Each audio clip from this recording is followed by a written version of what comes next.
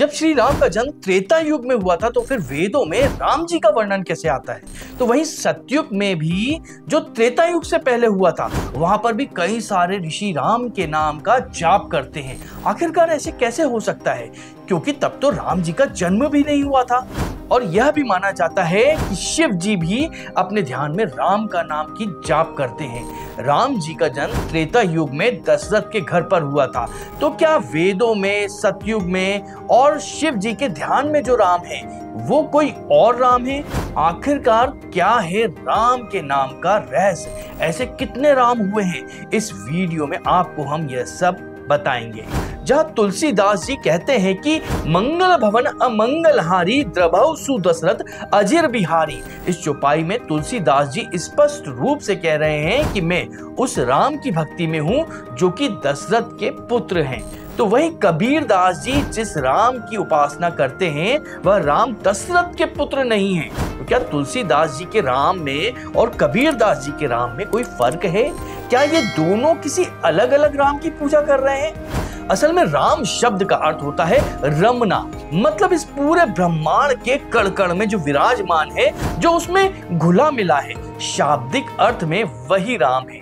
त्रेता युग और श्री रामचंद्र जी के जन्म से पहले भी राम शब्द का उपयोग किया जाता था। जिन्होंने अपने पिता के कहने पे अपने माता और भाइयों की गर्दन काट दी थी, इन राम ने इस संसार से 21 बार क्षत्रियों का पूरी तरह से विनाश कर दिया था। जब शिव जी ने इनसे प्रसन्न होकर इनको पारस दिया था तब इनका नाम परशुराम पड़ गया था, जिससे यह साफ पता चलता है कि राम शब्द रामचंद्र जी के जन्म से पहले भी उपयोग में किया जाता था। अब मैं आपको कबीर दास जी के साथ में घटी एक घटना के बारे में बताने जा रहा हूं। एक बार कबीर दास जी राम भजन में मग्न थे, तभी उनके पास में कुछ लोग आए। उन्होंने कबीर दास जी का मजाक बनाते हुए उनसे पूछा कि तुम किस राम की पूजा कर रहे हो? यह सुनकर कबीर दास जी को बड़ा आश्चर्य हुआ कि आखिरकार ऐसे कितने राम हैं। तो कबीर दास जी ने उनसे पूछा कि आप ऐसे कितने राम को जानते हो? तब उन लोगों ने कबीर दास से कहा, एक राम दशरथ के घर डोले, एक राम घट घट में बोले, एक राम का सकल पसारा, एक राम है सबसे न्यारा। ऐसा सुनकर कबीर दास जी बहुत संशय में पड़ गए और उन लोगों ने कबीर दास जी से कहा कि जब तुम्हें यही नहीं मालूम कि तुम कौन से राम की पूजा कर रहे हो तो ऐसे राम का नाम जापने से क्या मतलब? कबीर दास जी के पास में उस समय कोई उत्तर नहीं था। वह चुप रह गए, परंतु उनके मन में यह जिज्ञासा उठ चुकी थी। तो वह कुछ समय बाद अपने गुरु के पास पहुंचे और उनसे उन्होंने यह प्रश्न पूछा कि आखिरकार इस जगत में कितने राम हैं?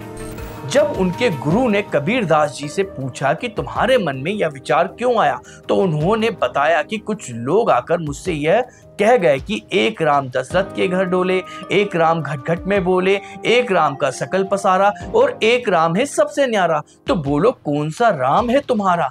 अब आप ही बताइए, इतने सारे रामों में से मैं किस राम की भक्ति में मग्न था? वीडियो में आगे बढ़ने से पहले मैं आपको बता देना चाहता हूं कि YouTube का एल्गोरिदम अब कुछ इस तरह से काम करता है कि अगर आप हमारे वीडियो को लाइक करेंगे और कमेंट करेंगे तो ही यह और लोगों तक पहुंचाएगा। अगर आप चाहते हैं कि हमारी धार्मिक परंपराएं और लोगों तक भी पहुंचे तो उसके लिए आप इस वीडियो को लाइक करें और कमेंट जरूर करें। तो वीडियो में हम आगे बढ़ते हैं। जैसे ही कबीरदास जी के गुरु ने कबीरदास जी की यह बात सुनी तो वह हंसने लगे और उन्होंने उनसे कहा कि इस तरह के लोग तुम्हारे पास में पहली बार आए हैं, लेकिन मैं तुम्हें बता दूं कि ऐसे लोग जीवन भर तुम्हारे पास आते रहेंगे जो कि तुम्हारी भक्ति को देखकर तुम्हारे राम पर प्रश्न खड़े करते रहेंगे। कबीरदास जी के गुरु ने उनसे कहा कि कबीर, तुमने इस दोहे को सुना और तुम्हारे मन में प्रश्न उठा, लेकिन तुमने इस दोहे को ध्यान से नहीं सुना। अगर तुम ध्यान से सुनते तो तुम्हारे सारे प्रश्न इस दोहे के साथ ही समाप्त हो जाते। कबीरदास जी ने अपने गुरु से पूछा कि आप बताएं ऐसा कैसे? तब उनके गुरु ने कहा कि एक राम दशरथ के घर डोले, एक राम घट घट में बोले, एक राम का सकल पसारा, एक राम है सबसे न्यारा। यहाँ तुमने कबीरदास ध्यान से नहीं सुना। यहाँ पर सिर्फ एक राम ही लिखा गया है, मतलब वही एक राम है जो कि दशरथ के घर डोलते हैं, वही एक राम है जो घट घट में बोलते हैं, वही एक राम है जिनका सकल पसारा है और वही एक राम है जो सबको प्यारा है।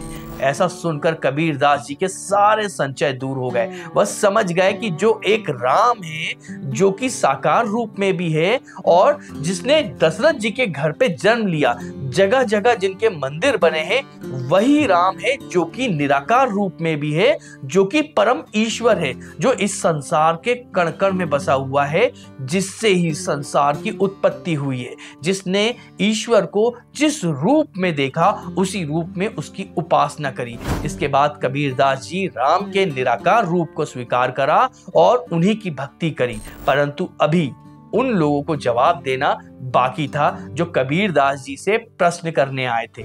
जब वह लोग कबीरदास जी के पास में आए तो कबीरदास जी ने उनको क्या उत्तर दिया, यह वीडियो में हम आपको आगे बताएंगे। अभी समझिए कि सगुण और निर्गुण क्या होता है। सगुण वह होता है जो कि गुणों सहित होता है, जिसमें देवीय गुण होते हैं।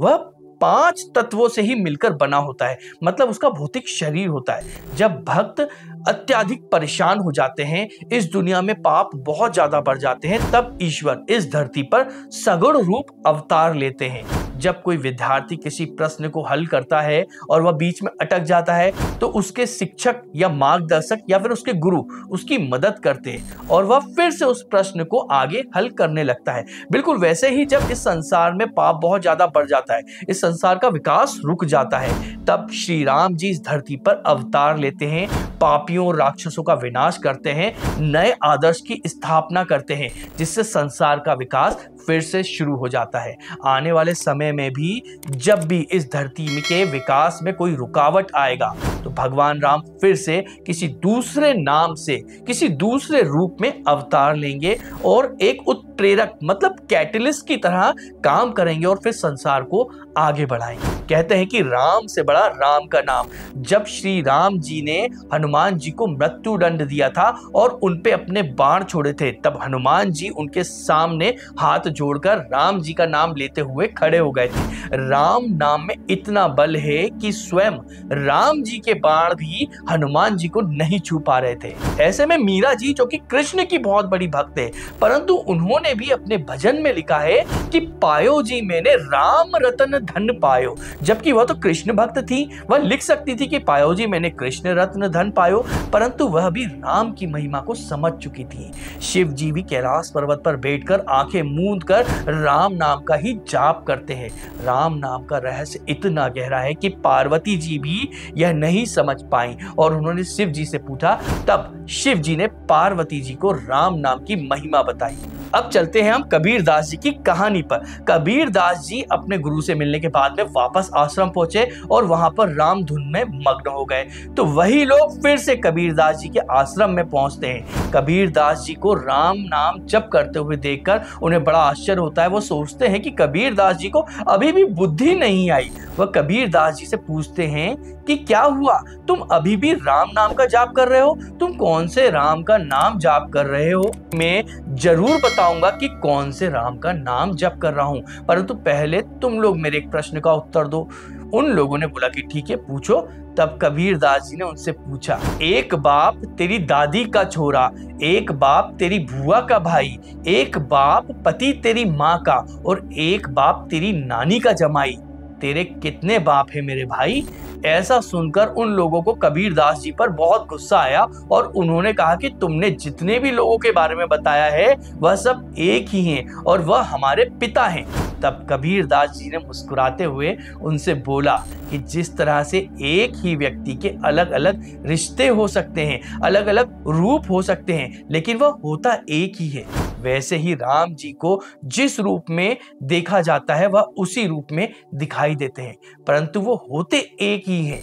जब उन लोगों ने कबीरदास जी के मुंह से यह सुना तो वह समझ गए कि कबीरदास जी को राम नाम के रहस्य का ज्ञान हो गया है और वह लोग वहां से उल्टे पांव भाग गए। इसलिए कहते हैं कि घट राम बसत है भाई, ज्ञान बिन नहीं देत दिखाई। मतलब अगर तुम्हें राम दिखाई नहीं दे रहे हैं तो यह तुम्हारे ज्ञान की कमी है, श्री राम जी की नहीं। अगर आपको हमारा यह वीडियो पसंद आया हो तो इस वीडियो को लाइक करें, अपने साथियों के साथ में शेयर करें और हमें कमेंट कर बताएं कि आप आगे और किस विषय पर वीडियो चाहते हैं। इसके अलावा हमारे चैनल को सब्सक्राइब जरूर करें क्योंकि इससे हमें धर्म प्रचार में प्रोत्साहन मिलता है।